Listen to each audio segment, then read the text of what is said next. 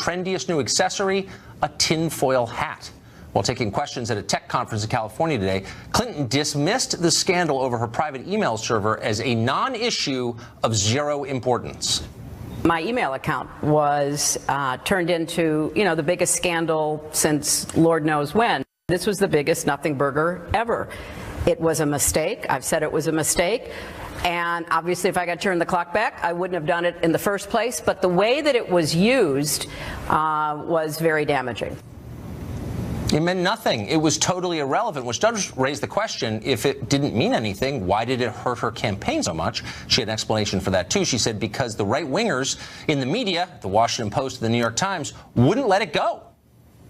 I know you had Dean Baquet here from the New York Times yesterday, and they covered it like it was Pearl Harbor. And then in their endorsement of me, they said, this email thing, it's like a help desk issue.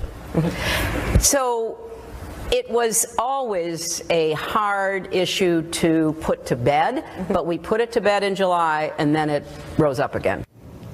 Okay, so the New York Times is biased against Democrats. A novel defense, you say? Oh, but it got weirder from there, a lot weirder. Hillary went on to deliver a narrative so complex we could barely follow it, but we did. She explained how Donald Trump and Russia teamed up to rob her of her rightful job as president of the United States.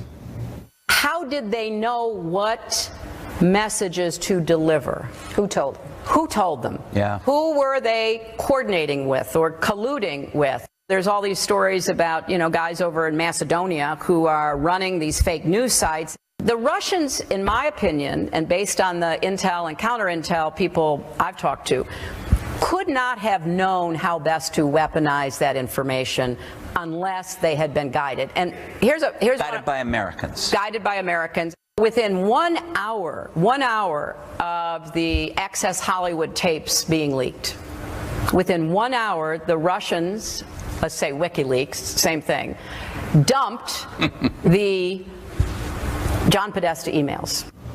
Oh, the Russians, but not just the Russians, the guys in Macedonia. So here's what Hillary Clinton is asking you to believe. Her campaign had no message or economic agenda, or really any idea what voters wanted in the last election.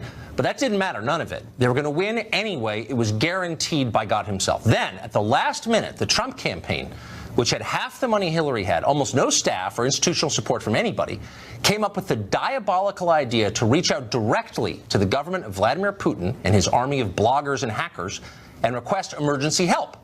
Putin complied, of course, because Trump was his puppet, perhaps even a secret agent of the Kremlin working directly for him. What happened next is history, or as Hillary herself might put it, her story. Unnamed members of Trump's campaign asked Russia to hack the DNC and the personal Gmail account of Clinton's campaign chairman, John Podesta, having deduced this must be the best way to hurt her in the campaign. The emails they exposed found a cushy relationship between the media and the Democratic Party. They showed evidence the Democratic primary process was rigged in Clinton's favor. They exposed Wall Street speech transcripts Clinton wanted to keep secret. The Trump people imagined all of this would be enough to win, but not so. In fact, Hillary explained today the emails the Russian hacked were boring and contained nothing of note, nothing worth knowing. So to increase the potency of this scheme, the Trump campaign ordered Russia to manufacture something called fake news out of the emails and distribute them through their network of bogus news outlets, which, by the way, they have. You probably didn't know that. Now researchers at Stanford have actually discovered that the fake news Hillary refers to was seen by almost nobody and believed by even fewer people. But according to Hillary, it was enough in the end to bamboozle the sad and easily confused voters of Pennsylvania and Wisconsin into mistakenly voting for Donald Trump. And by the way, she feels sorry for them for doing that. According to Hillary, the Trump campaign was so intimately tied to the vast Russian propaganda apparatus that they dictated the release of John Podesta's emails down to the minute in order to achieve maximum effect. They were apparently successful in this, even though, according to Hillary, nothing bad was in the emails in the first place, and they should have had no effect at all. Is that diabolical enough for you? Now, keep in mind that Hillary confidently asserted all of this today while providing precisely no evidence that any of it ever happened. A conspiracy so vast, she doesn't need to prove it. Now, no matter how much you may dislike Hillary Clinton, and some of you may, it was a poignant performance to watch. You almost wanted to help her. Mark Stein is a writer, a columnist, and a regular sub for Rush Limbaugh on the radio, and he joins us tonight. Did you have the same reaction I did, which is, boy, this is making me uncomfortable. I feel sorry for this person. Well, that was my first reaction. My second reaction, Tucker, was to say, if I ever run for president, I want these same Macedonian campaign consultants who are the geniuses. That's who the Russians go to when they want to really sew up a presidential campaign. That's too good. Have you noticed? We're making fun of Hillary Clinton, and actually my sympathy for her is sincere because I thought this was deranged, what she said today. But she's not the first. She's the third Democratic presidential candidate in a row to lose and still make the case, I didn't actually lose. Kerry made that case. Gore made that case. Do you see a theme here? Well, in fairness, Al Gore and John Kerry lost to conventional candidates. What Donald Trump did was unprecedented. He'd never been elected to the school board. He had no ground game. He spent less money than anybody since Chester Arthur. He veered erratically off message. So sometimes he'd be talking about Make America Great Again, and 10 minutes later he'd be going on about how Macy's stock has tanked since they stopped carrying Trump ties. And yet somehow he manages to beat the most qualified candidate ever to run for the presidency of the United States. And the Democrats and the candidate herself just can't accept that this happened. And in a sense, they're right. If it was a military campaign, they'd be teaching it at staff colleges across the world for the next 2 centuries. Well, I it's think remarkable. That's a fair point. No, you're making a great point. I mean, this is a pretty conventional defense mechanism, psychological reaction to it. I wish it weren't dragging our foreign policy down along with it, though. No, and I think that's true. I mean, if you were Putin at this stage, let's say that Trump is a Russian agent. If you were Putin, you'd have to think you'd actually got a twofer, because right now Hillary is telling the American people whatever happens, the Russians are behind it. That's how cunning they are. That's how their power is so all-pervasive. Later in that bizarre performance, she starts going on about how Cambridge Analytica, this data mining group, apparently insisted in return for providing Trump with data that he hire Kellyanne Conway and Steve Bannon. So as Hillary sees it, Kellyanne Conway is some kind of Soviet honey trap who's at the heart of this of this campaign. I don't even understand that, because Cambridge Analytica, as I understand it, was set up by some British company. So the plot thickens, because now we've got rogue double agents from MI6, probably Kim Philby, if you remember. And Anthony Blunt. Cold War day. I mean, but that's the thing. And what you have to ask is, who's behind the Russians? Well, it's this Cambridge Analytica. So it's the British behind the Russians. But who's behind the British? Well, it's the Macedonians. They're behind everything. But I guess what's so ludicrous about this is they're blaming the Trump campaign's collusion with Russia. Now, the Russians, whatever their skills, can't build a reliable escalator. I don't think they could pull this off. And the Trump campaign was pure message. That's all they had. They had no money. They were disorganized deeply in a lot of ways. There's no way they could have. I mean, if you know anything about how it actually happened, this is insane. Well, the fantastic thing about the Trump campaign, if you'll forgive me coming the unassimilated foreigner on you, Tucker, but presidential politics, the conventions had gotten so hopelessly boring. And Hillary ran an utterly conventional campaign. She paid talentless, mediocre people large sums of money to do the same things they've done for every other candidate. And Trump just comes along, he's bored stiff by all that, and it says he just does it his way and blows all those stupid conventions out of the water. And the Republicans hated him for doing that, and the Democrats still can't actually believe he did it. Mark Stein, you are single-handedly making me pro-immigration, at least in your case. Thank you for joining us tonight. More Macedonian immigrants, Tucker. That's what we need. They're already here. Oh! Thanks, Mark. Kathy Griffin's ISIS-style beheading of Trump was offensive, obviously, but even worse, maybe, it was totally unfunny. Up next, we'll ask a comedian why politics appear to be ruining comedy. Also, President Trump just coined a new phrase, kafif, or kafif. How do you pronounce it? What is it? What's behind the reaction to it? All of that in the day's weirdest story. Stay tuned.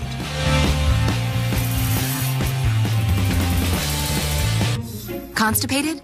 Trust #1 doctor recommended Dulcolax. Use Dulcolax tablets for gentle, dependable relief, suppositories for relief in minutes, and Dulcoes for Go to sleepnumber.com for a store near you.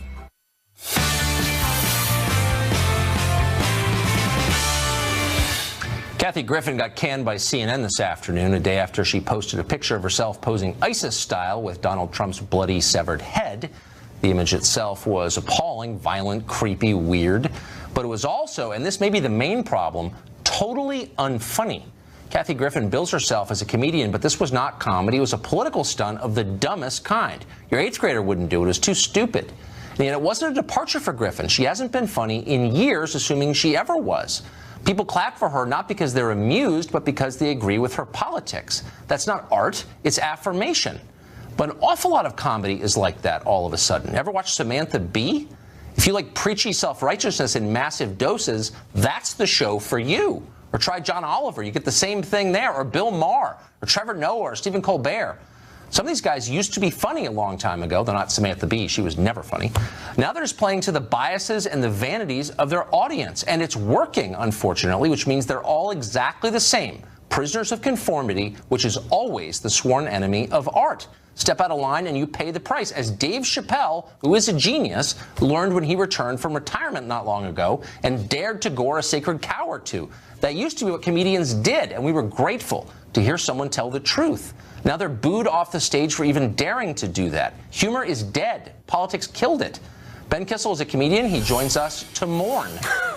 Now, Ben, I know we're not on the same side politically. I doubt any comedian agrees with my politics, but I think you'll agree that Kathy Griffin is just not funny. And I know a lot of people who work in comedy. I don't know one person who thinks Kathy Griffin is talented. She's not, and yet she's hung on all these years because she's a political activist. And that's enough, and it shouldn't be enough. Yeah, I mean, I am not the core demographic for Kathy Griffin. Her fan base enjoys her, and there's something to be said about that. I think there might be a bit of a misnomer because she is a comedian. It doesn't necessarily mean, however, that all of her actions, all of her moments of satire are meant to solicit laughter. I think she was attempting to make a political point that obviously has angered a lot on the right, and certainly even some on the left. But I think we do have to address the issue of political correctness and how it has gone completely bonkers in this country. And the right for the longest time called the left snowflakes. But where I'm sitting, it's cold in here, and the snow is falling, not from the left, but from the right. Well, let me just be totally clear. I'm never going to call for anybody's firing for saying something stupid on television, as someone who said stupid things on television. I'm against the mob forcing anyone from a job. And it happens all the time, and I'm not into it. But let's just be totally real about Kathy Griffin. She's totally mediocre. It's not when you say, well, just because she's a comedian doesn't mean she has to be funny. If you say you're a surgeon, you got to be able to take my appendix out, or you're not really a surgeon. Well, there should be a bar for being funny, and she doesn't meet it. I'm not going to go into if she's funny or not. It's a very subjective thing. I do just want to focus on her First Amendment rights to, for this satire. It should exist, or she has the First Amendment right to do so. Same way that Ted Nugent had a First Amendment right to shoot an effigy of Barack Obama in 2012. The same way that rodeo clown who was fired from the rodeo for putting on a Barack Obama mask had the right to his own form of satire as well. The First Amendment, which I support vehemently, doesn't mean anything if you can't exercise it. And comedians feel that they have to toe a certain line, and because you're in this business, they are not free to deviate from the received wisdom on anything. Conformity is enforced. And that is, you can't create art in that environment. I'm not exactly sure if that's true. I mean, obviously, Kathy Griffin has learned when you do put yourself out there, there will be a blowback. And again, that is well within the individual's rights to have the blowback of her actions. Of course, she can also do those actions. I mean, I think we have to look at it as a whole. The right for the longest time has been demonized in the left for being politically correct. This is an opportunity for the right to stand up and say, hey, you know what? I'm not for this. I think this is abhorrent, but she has a right to do it. Well, but I mean, Ted Nugent, for crying out loud. I know. Okay, hold on. I'm trying to talk to you about art, though, which is more meaningful, I think, than politics, because it pertains to human expression and what people really care about and what they really believe. I'll give you an example, and it is political, but it's the perfect example. The kid who gave the speech or the supposed comedy deal at the White House Correspondents' Dinner was totally mediocre, and he was there because he hates Trump. Here's a clip from him. Watch this. Donald Trump doesn't care about free speech. The man who tweets everything that enters his head refuses to acknowledge the amendment that allows him to do it. Think about it. It's almost, what is it, 11? It's 11 p.m. right now. In 4 hours, Donald Trump will be tweeting about how bad Nicki Minaj bombed at this dinner. And he'll be doing it completely sober. And that's his right. And I'm proud that all of us are here tonight to defend that right, even if the man in the White House never would. Oh, God. Stop with the preaching. Does anybody ever stop with the preaching? I mean, seriously. I could go for less preaching. There is no denying that. But just again, just to hammer home the point, it was her right. Ted Nugent was just recently in the Oval Office with Donald Trump. Whatever. And Donald Trump did. He is fortunate because this has been a distraction. But I want someone to tell the truth, don't you? So when Dave Chappelle, everyone acknowledges Dave Chappelle's a really talented guy, and he comes back, and he doesn't know the rules have changed, and he tells jokes about transgenders or whatever, and all of a sudden he's like attacked by everyone because that's not allowed. Some things are off limits. How can comedians allow anything to be off limits? I thought that was the whole point. You were brave enough to tell the whole truth, but you're not. You're cowards. I completely agree with you. Comedians should be able to push the envelope, cross the line. That's exactly what Kathy Griffin did here. It's cost her monetarily. She lost Squatty Potty and the CNN She didn't cross New the York, line. She was New playing York for Eve, her friends, New Year's all Eve her event. sanctimonious friends. It was like the 9 people in her world were like, "Go, Kathy, that's so brave." But it's not. It doesn't tell a deeper truth about anything. It's like crap. Well, this again is this is an opportunity for the right to stand up for the First Amendment. Yeah, and well, we don't do be it every night politically on this correct show. and allow people to do this, and you're allowed to protest Kathy Griffin all you want. I'm sorry, Ben, that they got you captive over there. Great to see you tonight. Thank you, Tucker. Well, Kathy Griffin's beheading photo op was big news yesterday that you wouldn't have been able to tell by watching CNN. Joe Concha does watch CNN for a living. He writes about media for The Hill, and he joins us right now. So, Joe, this was a big story, but not over there?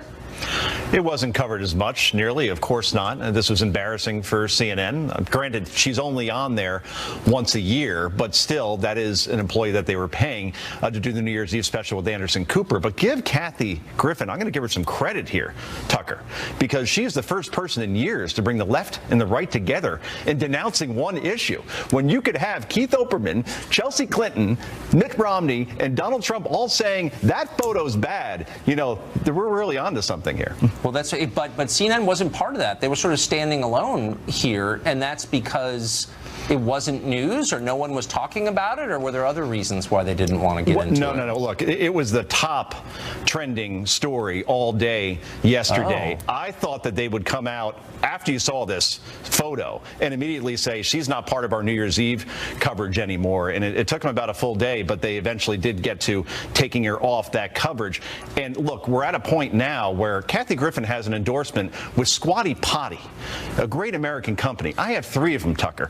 Very catchy slogan, stools for better stools. And they, yesterday, about 5 minutes after that photo came out, said, we are denouncing Kathy Griffin. We're ending our relationship. It took CNN about another day before they were able to do the same. So that's where we're at now, where Squatty Potty is being more decisive than a cable news network that's been in existence for 40 years. Right. So, like, the toilet company has higher standards than the news channel? Is that what you're saying? I don't want to put words in your mouth now. No. Let's move on. So what exactly does this mean? And as a factual matter, was she employed by the channel? Was she, coming in every year? Were they paying her for that? And how long had she been doing the New Year's thing? Oh, I would think she was absolutely compensated. She's been doing the New Year's Eve thing since 2007 with anchor Anderson Cooper from Times Square. It's a very highly rated special that they do every year, mainly because they got 2 things out of it. They got ratings because she did a provocative thing probably, or said a provocative thing, and they got virality because the clips kept moving on and on. So that's probably what delayed CNN's decision here. But look, social media is the great equalizer now in 2017, Tucker. CNN, I think, thought at first probably maybe this will blow over by December when they announce she's coming back. But if that happened, you would have boycotts, which I know you don't like, of advertisers. Yeah. You would have a PR nightmare, and you would have people screaming about this, because that is an image. Take Trump and Griffin out of it. That is an image of an American citizen holding up a beheaded head of a sitting president, mimicking our greatest enemy. You could argue, and ISIS. And that's something that's etched in people's memories that they would not forget. This is her legacy now, unfortunately. Yeah, I mean, she was horrible before, just pandering to the elites and their stupid, closed-minded attitudes. So I turned into that channel yesterday to see, are they covering this, and what are they covering? Because it's kind of interesting to see their alternative reality. And this is what I saw. Watch. Being president is not agreeing with the president. He complained that his first trip overseas was going to be too long, that he wasn't looking forward to it, and he returned to the White House angry. He's gained weight, according to these sources. He doesn't trust people around him. He's withdrawing. Not a good picture. It's the one being painted by those sources. I actually like the anchor over there who just said that, but that line, I really had to put it in my refrigerator. He's gained weight, according to sources. According to sources. You know what the #1 complaint of the New York Times readers are? This is according to Republic editors year after year. The overuse of unnamed sources. If I'm a reader just sitting at home, I'm wondering, okay, who has the motivation and the agenda to go on the record with CNN, who Trump, he hasn't appeared on that network since August of 2016. What friend of Trump is running to CNN to talk about how much of a bad mood he's in and how much weight he's gained? And what is the credibility of this source in the first place? Motive, agenda, credibility. And here's the problem, Tucker. After that story comes out, then everybody else in media picks up the story as gospel because they believe the source, who we don't know who it is and what their agenda is. And that's the whole problem with all these bombshells that we've seen for the first 120 days of this presidency. Well, unless it's his personal physician, I think you would have to say nobody knows what he weighs. I mean, like, what is that? It's insane. Joe, thank you for joining us and for watching all that stuff for us. Well, a pastor says President Trump's new budget is not simply bad policy, it's a plot to systematically destroy the country's poor and non-white populations. He'll be here to explain that theory in more detail.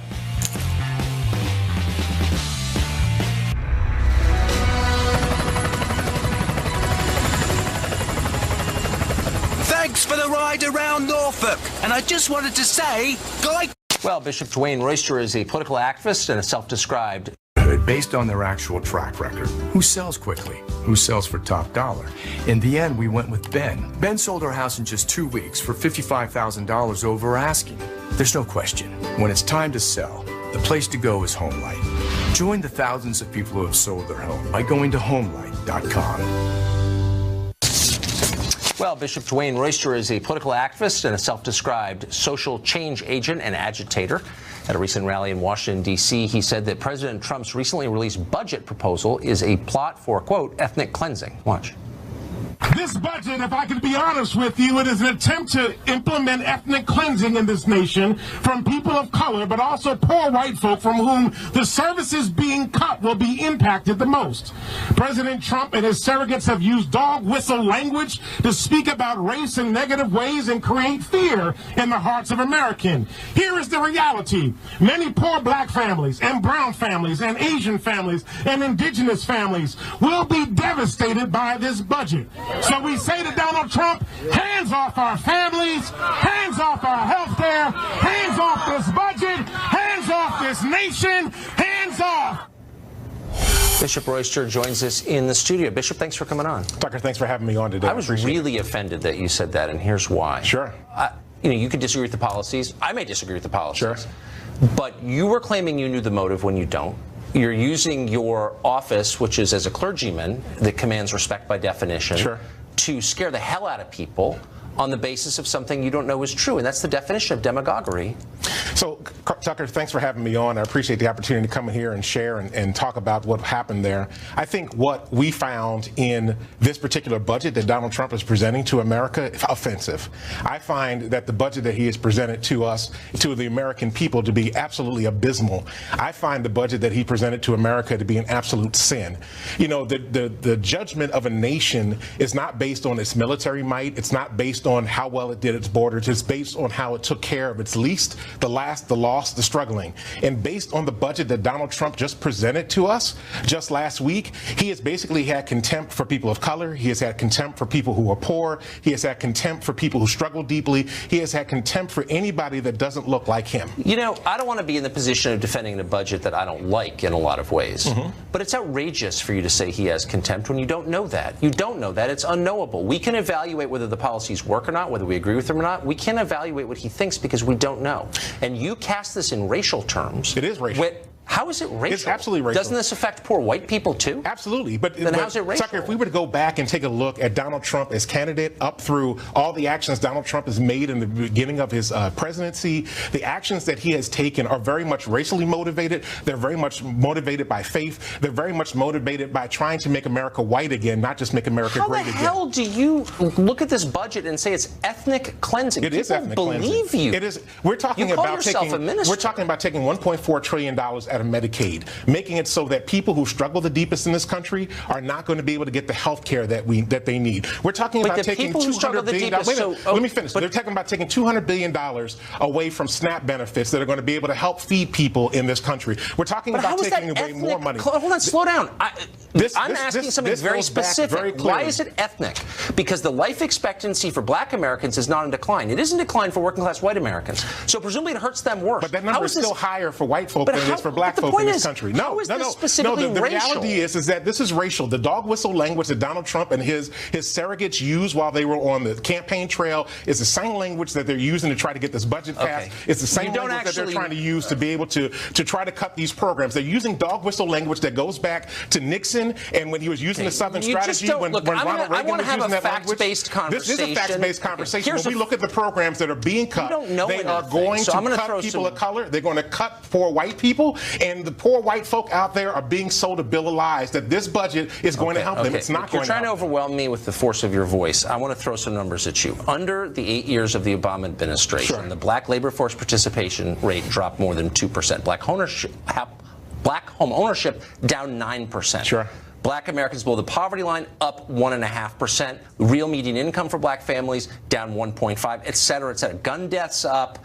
Number of black executives dropped 50%, et cetera, et cetera. So you can look at that data set and say that's ethnic cleansing. That would be insane. No, first of all, the reason that most of those things happened had nothing to do with Barack Obama's leadership. It had to do with what happened the final year of George Bush's leadership when we began to fall into a recession. And that's when we began to see black wealth. Can I ask you something? When we began to see look, I know where this argument's going to go. That's where we're going to go. Okay, you'll defend anything. You're standing in front of an abortion sign in a clerical collar, so you'll defend anything. Let me just tell you where I'm at right now. Let me ask you a question. Will you stop saying things that are irresponsible, like the term ethnic cleansing, because you're scaring the hell out of people and making it impossible to have a rational conversation? Will you please stop doing that? No, I'm absolutely not, because I'm not going to do it until we get an absolutely reasonable budget that is not targeting people who suffer the deepest in this country. But why not argue against the budget? Creating a budget that puts profits over people and that really builds itself off the misery of dark-skinned bodies in this country. Why don't you say specific, rather than getting to motive and other unknowable things, why don't you say, look, if the SNAP program, for example, which you support, and I think it's fair to say we shouldn't cut this, and here's why.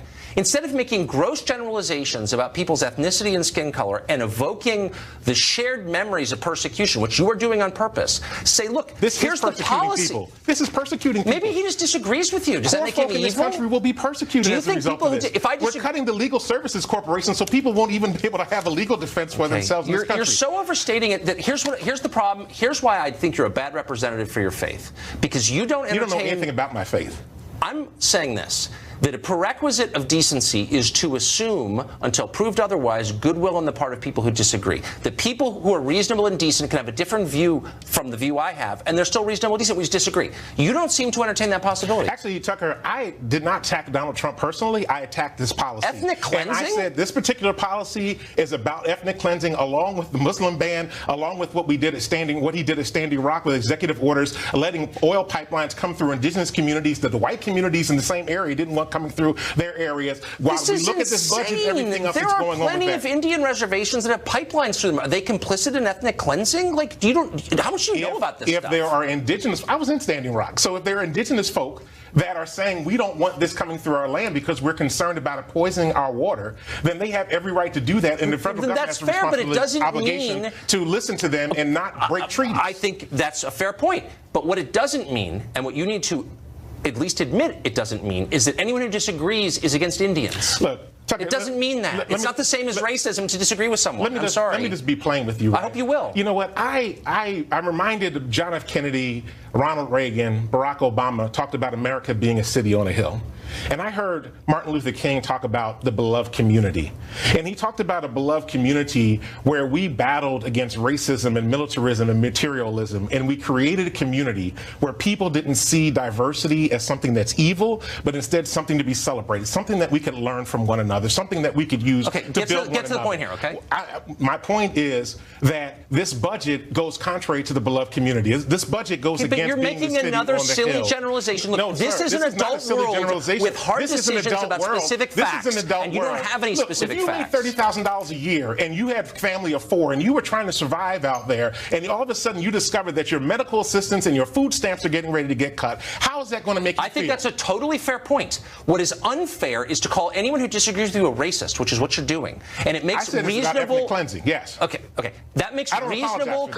You ought to. No, I'm and not it's clearly your policy not to apologize because you don't want to show weakness. No, it but out of decency, you ought to be... It's not prophetic, it's irresponsible. And you ought to bring people together in your capacity as a clergyman, not divide them. Don't lift the Bible in my presence, buddy. I'm a preacher. This is what I do. No, right? not here. This is what I do. Matthew 25. Jesus talks very clearly about... You know what? I want to have a conversation about adult judging things. how people are going to be judged. Are you saying faith is not an adult thing? Are you sitting here criticizing faith and saying it's not an adult thing? Needless to say. You, sir, ought to be ashamed. All right, we got to go. For doing that. All right. I'm not attacking faith.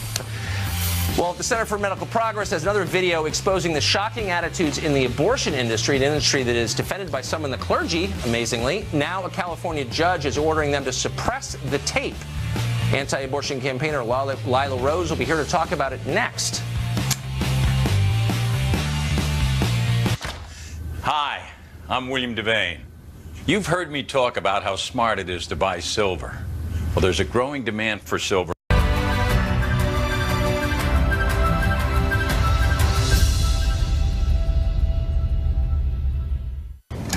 Well, the Center for Medical Progress is back. The pro-life group just released another undercover video which shows attendees at the National Abortion Federation convention sharing their frank thoughts about abortion. And it's not like the rhetoric you hear in public. It's raw, and it's what they really think. At one point, a Planned Parenthood employee says, quote, "The fetus is a tough little object, and taking it apart on day one is very difficult." Elsewhere, a member of the consortium of abortion providers says this: "An eyeball just fell down into my lap, and that is gross." And the comment gets laughter from her audience. That's how grotesque it is. And we'd love to show you the video, but we can't because of a man called William Orrick. He's a federal district judge. He's a massive contributor to Democrats, and he's ordered the video be suppressed, saying, in effect, the First Amendment doesn't exist. And the video somehow violates a gag order he placed on the Center for Medical Progress in 2015. It's an atrocity. It's gotten very little attention, and we are proud to bring it to you tonight and bring you Lila Rose. She's the founder and president of Live Action, the anti-abortion group. So, Lila, thanks for joining us. Is the allegation that, I mean, the only way, it seems to me, that would be legitimate that you could keep something under wraps like this video is if you could show that they're not real. And so is there any evidence that these videos are not real? Well, I think precisely because they are real is why there's so much opposition. I mean, this is National Abortion Federation and Planned Parenthood's own trade show. This is where they get together and they talk about what they do every day. Planned Parenthood commits 900 abortions every day in this country. That's 900 little boys and girls killed by abortion by Planned Parenthood every day. So the fact that they asked Judge Orrick for the injunction, the fact that Planned Parenthood and National Abortion Federation so badly want these tapes to be kept quiet shows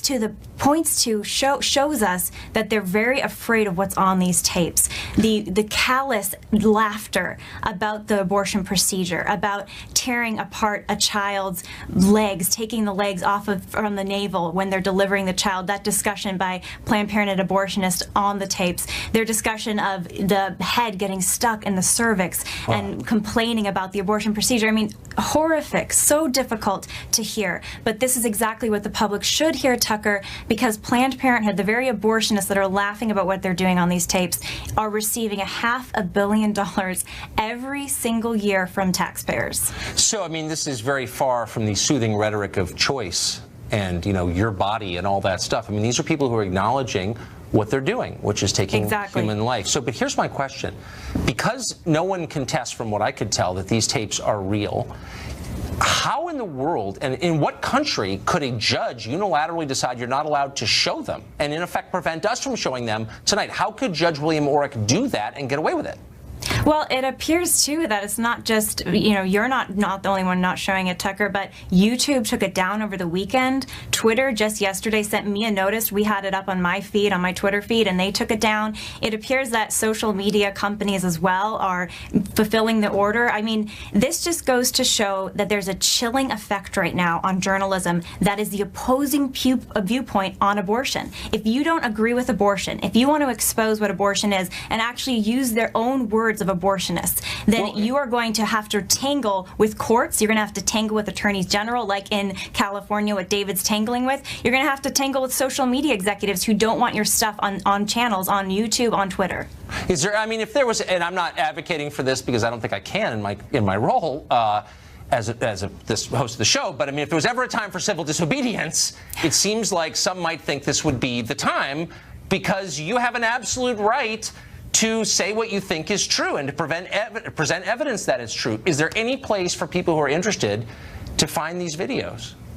Right now, I mean, again, it was just taken down off of my Twitter feed. We had put it up after it was released last week. Keep in mind, this is on the public record. So this was put on the public record when Attorney General Becerra in California decided to prosecute David Daleiden and Sandra Merritt at CMP. And so the tapes were entered into the public record in the court. So the public deserves to see this. This is a live prosecution happening in California. The public deserves to know. This is a corporation. Planned Parenthood is a corporation, and they're the ones on many of these tapes that's receiving $500 million taxpayer dollars every year. They're claiming to do it in the name of women's health, and yet their own latest annual report, which just came out this weekend, shows that their cancer screenings are declining, prenatal care was cut in half, their abortion numbers are going up, their taxpayer money is going up. Taxpayers deserve to know this, and the whole country deserves to know this. They deserve to know what abortionists actually are saying. That's exactly right. What it really looks like. Don't avert your gaze. Face it. Lila, exactly. Thank you. Thank you, Tucker. Tiger Woods just got arrested, which is bad enough, but now ESPN is accused of photoshopping his mugshot. Did they do that? Why'd they do that? Is that the weirdest story of the day? Our Top That panel up next.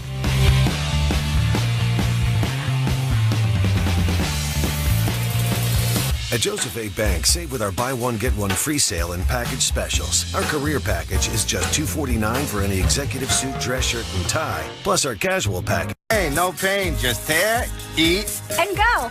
Try our new Tuna Creations bold flavors. Time now for Top That. What do you do with a news environment like this with so much nutty stuff going on? Well, of course, you rank it according to the nuttiest story of the day. Jillian Turner joins us. She works at the White House National Security Council for 2 presidents. Kristen Soltis Anderson is a pollster and a columnist at the Washington Examiner. She's here as well. Kristen, you first. So if you went to sleep last night before midnight, you may have woken up to discover the news that Donald Trump tweeted with a typo. And yet this has dominated much of the news coverage for the day. Donald Trump last night tweeting that he was frustrated about news coverage, but misspelling the word coverage to kofefe. By the time I woke up this morning and tuned into the news, kofefe was trending on Twitter. And throughout most of the day, there were, in fact, some serious news outlets wondering what was the mystery behind the word kofefe. Was it some kind of secret to Trump's administration? Was it a policy code word? What does this mean? There was a YouTube star in Singapore who claims she's already had the word tattooed on her arm and tweeted a picture of it. Very bizarre. Is that how, it's a Hungarian term, someone was telling me. Is that how you pronounce it, kofefe? So I think the AP has had to come up with a sort of style guide pronunciation. I believe before I came on, I wanted to do my homework. Kofefe was the translation of the tweet. It is one of the nuttiest things I've ever seen in my life. I don't know. The other great thing is overnight, the Merriam-Webster Urban Dictionary, you know, they have an urban version of their dictionary for more slang terms that get it. They already added it. It took like an hour. Normally, but it's definitely kofefe. I mean, I don't want to embarrass myself at dinner after the show. I believe kofefe. You're safe going with that. I'm throwing it into the first sentence. I love it. Jillian? So, no one knows more about golf than me, obviously. So I'm bringing you a story about Tiger Woods tonight. You may have heard that he got arrested, sadly, on Monday. A very sort of tragic situation where he was found slumped over the wheel of his car a few miles away from his home in Jupiter, Florida. Police pulled him out of the car. He wasn't really able to walk, but he passed the breathalyzer test, interestingly enough, is now claiming that he was under the influence of prescription medication. So we feel terrible for Tiger. We hope that he recovers and gets well, but What I'm here to talk about is the fact that there were two very different mugshots circulated on television and online. You can see them right there. Pull them up. The one on the left was brought to you by the Palm Beach County Sheriff's Department. He looks not amazing. Yeah, not amazing. Sub-amazing. Right, yes. Sub-amazing. On the right, also sub-amazing, but much better. Turns out the one on the right was actually photoshopped, doctored up by ESPN, and they've now had to issue an apology and retracted it, and they're now airing the more realistic version. They are claiming, I think we've got the quote from them if we want to pull it up here, they're claiming that they didn't intentionally Photoshop it. All they did was, to make him look better, all they did was sort of format it to fit their template for athlete headshots. Honestly, that's what they do in our makeup room here. And let me just say, he looks. See what he looks like right now. Much more Kofefe than I do now. By the way, Kofefe wins. I'm sorry. I love yours, but Kofefe is always going to win. It just has to by definition. I understand. Kofefe? I understand. Have a Kofefe night. Great to see you. We'll be right back. In just a fast few minutes from right now, you can have life insurance for up to $500,000 without taking a medical exam and without leaving your home. We're Fast Life, and we're going to make this easy and fast. Odds are that you more than $10 a month. Sad news from the world of journalism tonight. That's been happening a lot.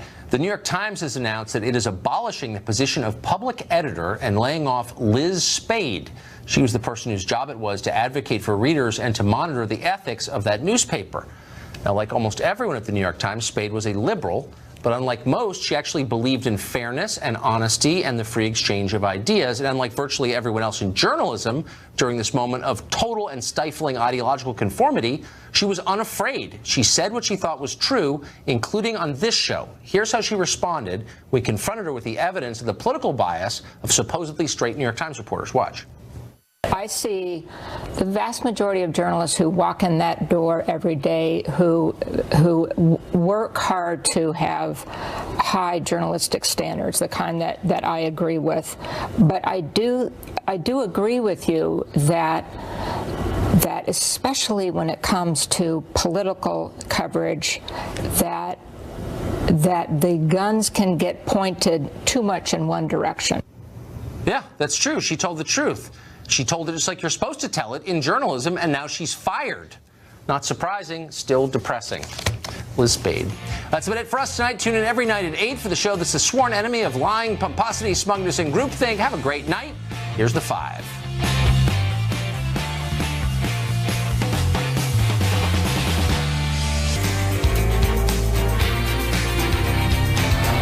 Hey everybody, I'm Jesse Waters, along with Kimberly Guilfoyle, Juan Williams, Dana Perino, and Greg Gutfeld. It's 9 o'clock in New York City, and this is the 5.